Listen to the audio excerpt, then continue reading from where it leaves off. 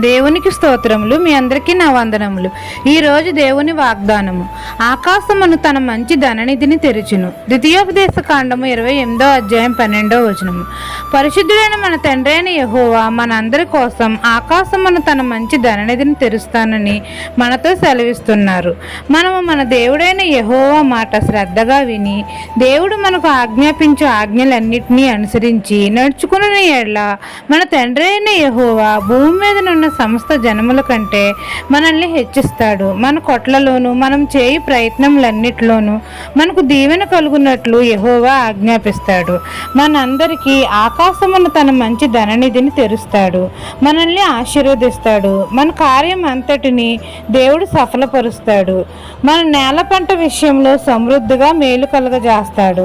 మన కోసం ఆకాశపు వాకిట్లను విప్పి పట్టజాలనంత విస్తారమైన దీవెనలు మనపై కురిపిస్తాడు. మనల్ని ఐశ్వర్యవంతులుగా చేస్తాడు. ఈ దిన వాగ్దానం మీ నా జీవితంలో నెరవేరాలని కోరుకుంటూ దేవుని సువార్త పరిచర్యలో మీ సహోదరి. ఆమెన్.